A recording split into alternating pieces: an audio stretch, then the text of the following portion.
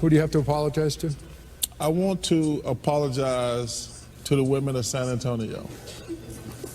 Because, Ernie, What happened? What happened to prompt this? This has been going on for a good Ernie, 12 years. I had churros last night. I see what all the excitement is about. I had churros last night. Talk to him, Tuck. Talk to him. What was they like? Man, I was eating churros last night. Them damn thing good, Ernie. Them churros good.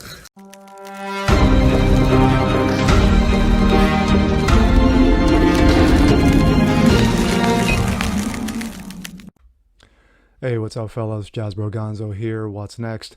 This video, we're gonna have a little fun. Not your normal political scene, because there is enough of the political nonsense to fill phone books. But sadly, it's about cancel culture, and unfortunately, where there's cancel culture, there is politics. But this is not your DC nonsense. We're going to take a look at one individual, particularly, and he is someone that I have been following since his days at Auburn, and that is one Charles Barkley. Let's take a look. This comes out of the Blaze Media. Charles Barkley lashes out at cancel culture after being told to stop joking about big-ass women in San Antonio. Now, for a little bit of background, Charles Barkley, a phenom, college phenom at Auburn, drafted in the class of '84 along with Michael Jordan and Hakeem Olajuwon, considered by most to be the greatest draft class in NBA history. Hall of Famer, played for, of course, he spent most of his years in Philadelphia, and then went on to the Houston, prior to Houston, he went on to the Phoenix Suns, which he probably had his greatest run heading towards the finals, to getting that elusive championship, but unfortunately he ran up against Michael Jordan's Bulls in '93. Hall of Famer in '92. But like I said, a phenomenal player at 6'4", carried as much as 280 pounds. But after his retirement, after 16 years in the league, spent the last 20 years commentating for NBA games, specifically on TNT. And if you ever watched the TNT pre- and postcast with him, Kenny Smith, Shaquille O'Neal, it is joke central. I mean, they're constantly playing jokes on each other, cracking on each other. But after so many years, the higher-ups at TNT decided to drop the proverbial hammer on Charles. So let's read this story. NBA icon Charles Barkley lashed out at cancel culture after he was ordered not to joke about the weight of women from San Antonio, Texas anymore.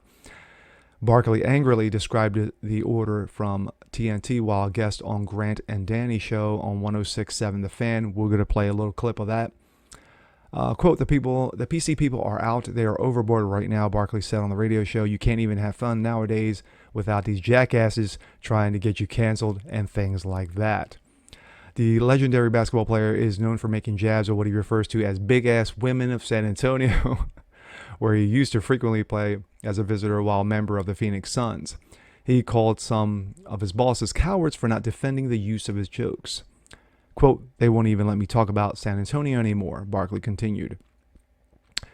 You know, when I'm always talking about the big old women of San Antonio, they're like, Charles, we got one lady wrote an article.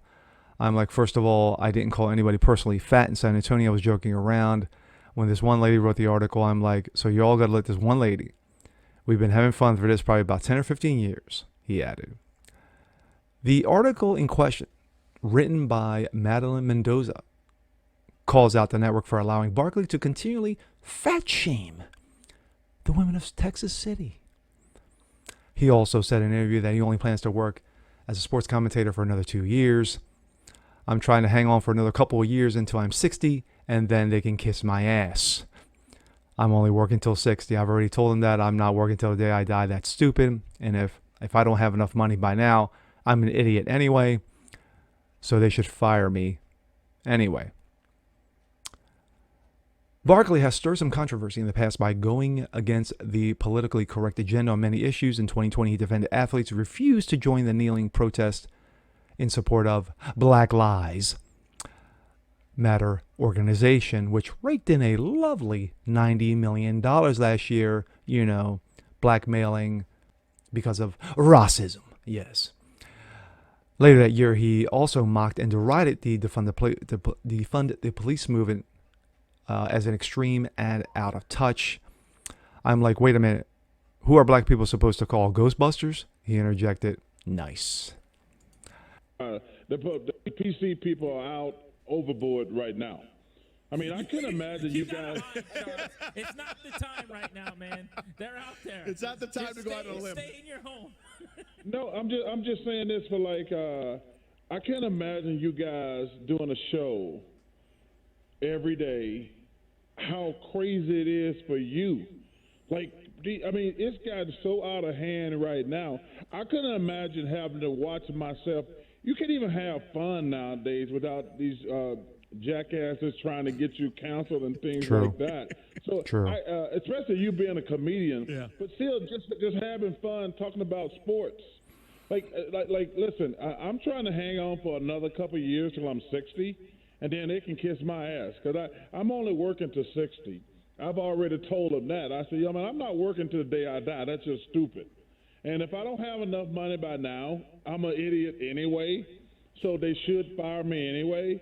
But that's all we ever talk about behind the scenes now. Like, man, be careful going in this direction. I'm like, man, we can't even have fun anymore.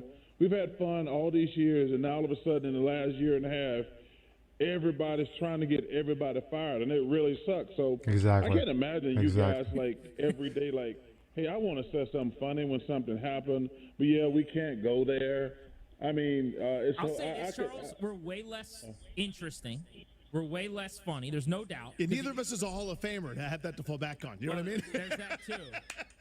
But I talked to my wife about this, or even my parents. There's just things we don't even talk about, which is sad. I give you guys credit because on your show, more than a lot of shows like it, you do go after some of the big, real issues in the country. When things are going on, maybe outside of basketball, you discuss them. We're not even comfortable really doing that, so we avoid it like the plague, which is sad. Yeah, it is sad because my big thing has always been, one of my favorite phrases is, we agree to disagree. I'm not mad. I don't want you to be mad. We just disagree. Right. Remember that? I mean, it's been happening for a couple of years now. If people disagree with you, they're going to get fired. Or they're coming for your head. And a lot of our bosses are cowards. And instead of saying, hey, it's so funny. I said, context matters. They're like, context doesn't matter. I said, that's total BS. Context always has to matter. Yes. But now, if you crack a joke the wrong way, they're like, oh, no. You crossed the line. I mean, they won't even let me talk about San Antonio anymore. Here it comes. When I'm always talking about them big old women down in San Antonio, they're like, Charles, we got one lady wrote an article. Yeah. I'm like, first of all, I didn't call anybody personally fat in San Antonio. I was just joking around. And this one lady wrote this article. I'm like, so y'all going to let one lady, we've been having fun with this for probably 10, 15 years. and when we go to San Antonio, the people are having a blast with it. I mean, the people in San Antonio, they had T-shirts made up. Now, I don't have to go back there anymore because their team sucks. My life is dictated by how good your basketball. My thoughts. Like I said, I've been following Charles since his days at Auburn. My hometown, PA, Northern Philly, Bristol. I'll tell you right now, he was a phenom to watch. but he was the utter joke master, and he would have no qualms whatsoever ripping on people. And anybody catches if anybody has seen the Dream Team documentary that was done, of course, with him and Jordan and Magic and Larry Bird, and I mean the greatest of the greats, the greatest Olympic team of all time. Even Jordan said that, that Charles would say things that he could never say, only because I'm Michael Jordan. I can't say those things. Charles was like, you know what? I don't give two rat's asses. Here's what it is. But when it comes down to it, at the end of the day, you knew that they were going to come after Charles. You knew that they were going to eventually get to him, like they've gotten to all others. And that is the sad state of affairs that we are at. So, wow. But don't expect Charles to stop being Charles. He is who he is. And we won't want to have it any other way. And with that being said, I'm Jasper Gonzo. A little bit of lighter fare today. If you want to see more just like this, please leave a comment below. Like it, share it, subscribe to it, hit that notification bell so you don't miss a thing. And we'll catch you guys next time. Peace.